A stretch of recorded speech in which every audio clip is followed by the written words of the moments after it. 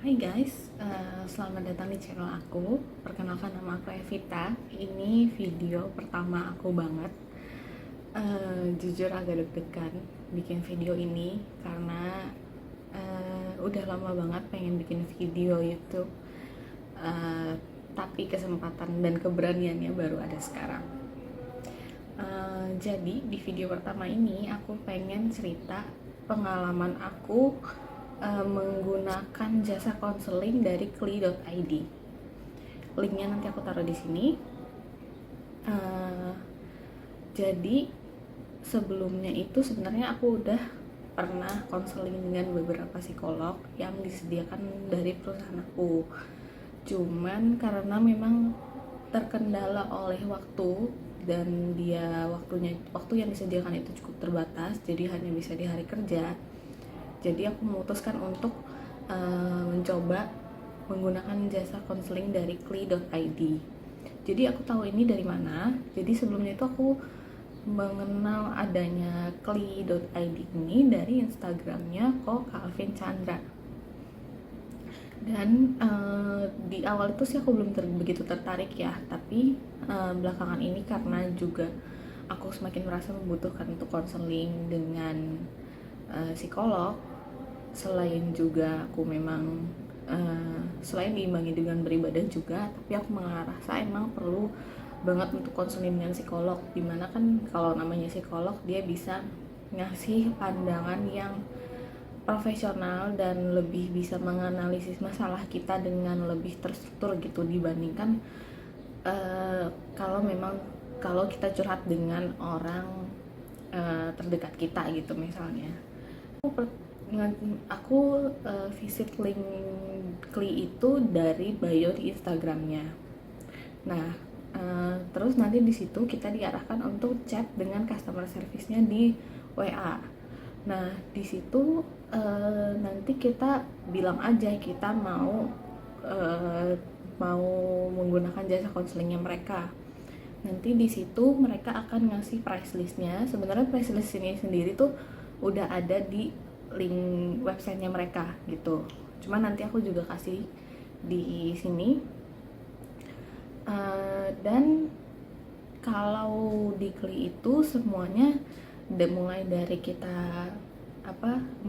kita mau booking untuk jadwal konseling sampai dengan proses selesai kita ngasih feedback itu semuanya dari komunikasi di WA. Jadi sebenarnya juga mungkin memang dari websitenya tidak terlalu digunakan ya saat ini, mungkin karena masih maintenance gitu. Jadi di awal dijelasin dulu untuk proses untuk tata cara kita bookingnya, terus kita ngelihat list harganya juga. Jadi mereka itu ada 3 jenis konselor, ada Kli Expert, ada Kli Expert Plus, sama Kli Expert Pro kalau nggak salah. Cuman nanti aku tulis lengkapnya lagi.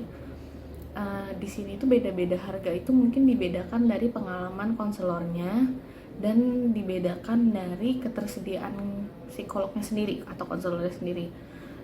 Jadi aku mencoba paket yang paling murah dulu gitu. Jadi aku pertama kali pakai yang Kli Expert. Nah di situ harganya kurang lebih segini. Itu belum termasuk potongan kalau kita punya kode promo. Jadi di sini aku pakai kode promonya dari Ko Calvin Chandra itu. Nah setelah kita nentuin nih kita mau berapa, 1 jam atau 2 jam. Jadi di awal itu kita udah bisa milih kita mau konselingnya selama 1 jam atau 2 jam dulu. Nah tapi kalau misalnya nih di awal kita memang sudah memilih untuk konseling selama 1 jam, tapi saat kita konseling kita merasa kayaknya waktunya masih kurang gitu, kayaknya kita masih belum selesai cerita ke psikolognya, kayak masih ada yang mau kita ceritain, itu saat itu kita boleh bilang ke psikolognya bahwa kita memang pengen menambah waktu konseling. Tapi memang kalau si psikolognya sendiri atau konselornya sendiri memang waktunya saat itu tidak bisa, artinya memang tidak bisa dilanjutkan. Jadi di awal memang kita membayar dulu sesuai waktu yang kita mau, tapi setelah itu boleh ditambah, atau kalau misalnya kita awalnya milih 2 jam ternyata waktunya cukup di 1 jam aja, nanti setelah itu akan dikembalikan uangnya ke kita gitu. Jadi kita harus cek juga ke CS-nya untuk mengembalikan uang kita. Nah, setelah proses pembayaran, jadi saat proses pembayaran juga diingat kalau misalnya kita punya kode promo, itu wajib kita bilang ke CS-nya. Jadi kita kasih kodenya dulu, nanti dia akan balas dengan berapa harga yang harus kita bayar setelah dipotong kode promo gitu. Terus setelah itu nanti dia akan ngasih link buat kita untuk ngisi data diri. Data dirinya sih termasuk yang cukup umum ya, nggak terlalu mendalam diminta informasinya. Cuman yang paling penting juga di bagian paling bawah itu kita diminta untuk isi secara umum, gambaran umum masalah apa sih yang kita hadapin gitu. Nah, di sini juga aku menceritakan secara garis besarnya gitu. Jadi aku mengalami gangguan kecemasan aku di beberapa minggu terakhir itu seperti apa bentuknya, dan harapan aku dalam mengikuti konseling ini apa gitu. Nah, setelah itu, setelah proses pembayaran nanti dia akan mengingatkan lagi 1 hari sebelum konseling. Nah, terus kita sekarang masuk ke tahap konselingnya. Nah, di tahap konseling ini jujur aku awalnya deg-degan juga karena ini pertama kalinya aku menggunakan jasa konseling yang berbayar. Jadi sebelumnya kan gratis tuh dari perusahaan. Jadi di tahap konseling ini awalnya itu dia menerangkan dulu, si psikolognya ini memperkenalkan diri, terus dari kita juga memperkenalkan diri, dan psikolognya ini menjelaskan dulu bahwa semua proses konseling itu, by the way konseling ini dilakukan dengan Google Meet, jadi dia tidak menggunakan Zoom. Makanya di awal pas kita daftar juga akan diminta alamat Gmail kita. Nah, si konselornya ini menjelaskan juga kalau sepanjang proses kita konseling itu tidak akan direkam, dan artinya kita juga tidak diharapkan untuk tidak merekam proses konselingnya. Terus semua data kita juga akan dijamin oleh si konselornya bahwa data kita akan aman, dan kita bebas menceritakan apa saja yang kita mau. Terus setelah dia menjelaskan aturan dasarnya, si konselor ini juga bilang bahwa dia sudah membaca gambaran umum yang udah aku tuliskan di link sebelumnya, di form sebelumnya itu. Terus kemudian dia meminta aku untuk ceritain lagi, cerita lagi lebih jelas, lebih panjang lagi masalah yang aku hadapin. Nah, di sini aku senang banget karena dari konselor pertama ini, psikolog pertama yang aku temuin ini, dia sendiri kayak dari cara mendengarkannya, terus dia memberikan waktu kepada kita tuh sebebasnya kita gitu, mau cerita seberapa panjang, dan dia kayak nggak ada motong sama sekali selama aku cerita gitu. Dan dia setelah kita cerita, dia mulai menjelaskan. Nah, dari penjelasannya sendiri dia memang tidak ada judgement yang memojokkan. Dan psikolognya ini kan juga bertanya nih, misalnya kalau dari aku kayak aku mengalami gangguan kecemasan. Nah, selama aku mengalami gangguan kecemasan itu, dari fisik aku sendiri apa gejala yang aku rasakan gitu, dia bertanya. Nah, tapi setelah itu dia juga menjelaskan sendiri bahwa memang untuk gejala fisik yang aku alamin, misalnya aku kayak ngalamin mual atau gejala seperti mah, itu dia juga tidak bisa dia tidak mau memberikan statement bahwa ya itu pasti efek dari gangguan kecemasan gitu. Dia bilang juga tetap harus memeriksakan ke dokter umum ataupun dokter spesialis gitu. Jadi dia sendiri, aku sukanya itu dia tidak memberikan statement yang membuat kita bisa jadi salah persepsi gitu. Nah, terus juga setelah itu dia intinya sih kalau dari psikolog ini dia sangat interaktif, artinya setelah dia menjelaskan terus dia nanya lagi kita mau ngejelasin apa lagi lebih lanjutnya, atau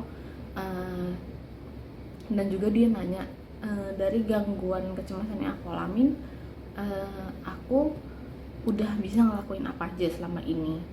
Terus juga dia juga bilang kalau misalnya aku memang belum tahu caranya, itu juga nggak apa-apa. dan dia juga ngasih saran-saran tuh yang cukup masuk akal banget gitu. Jadi dia juga membuka pikiran aku bahwa selama ini aku itu udah punya banyak banget kemampuan untuk mengatasi gangguan kecemasan aku, cuman saat ini memang karena lagi kecemasannya lagi meningkat, jadi dia menjelaskan kalau mungkin aku tidak menyadari itu gitu. Jadi dia juga di situ selain membuka pikiran, terus memberikan solusi-solusi tambahan, terus juga dia membantu menenangkan aku gitu, membantu secara logis bahwa memang kecemasan yang aku alami itu sangat wajar, dan masih banyak kesempatan aku untuk mengolah. Kalau dari psikolognya menyebut bahwa mengolah sumber daya yang aku miliki, artinya sumber daya dari internal itu misalnya kemampuan kemampuan aku untuk mencari solusi atas masalah yang aku hadapin. Terus kalau dari eksternal misalnya kayak support dari keluarga, support dari teman-teman, dan support dari atasan atau support dari rekan kerja gitu. Dan poin itu sih yang sebenarnya aku suka banget dari sesi konseling kali ini gitu. Dan memang sih di konseling pertama tidak langsung membuat kecemasanku hilang 100% gitu, enggak juga. Tapi poin yang aku mau tekankan adalah dengan aku memberanikan ikut konseling ini, aku merasa bahwa memang kalau kita mau mencari bantuan, entah itu tidak harus konseling juga, memang tidak harus sesuatu yang mengeluarkan uang gitu. Kalau kita mau mencari bantuan, kalau kita memang mau mencari bantuan, pasti akan ada aja orang yang mau nolong gitu. Terus pesan yang aku mau sampaikan juga dari video pertama ini, manusia memang makhluk sosial, tapi pada akhirnya kita kan memang harus menolong diri kita sendiri gitu. Kita yang harus paling berjuang untuk hidup kita sendiri. Jadi pesan aku untuk orang-orang, untuk teman-teman yang lagi nonton, yang mungkin saat ini lagi mengalami masalah mental, yang mungkin lagi bingung harus ngapain, menurut aku cari bantuan. Kalau memang itu sudah sangat mengganggu, cari bantuan dan berusaha untuk refleksi diri.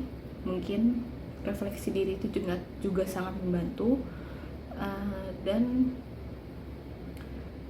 ingat bahwa kita masih punya alasan untuk terus bertahan hidup.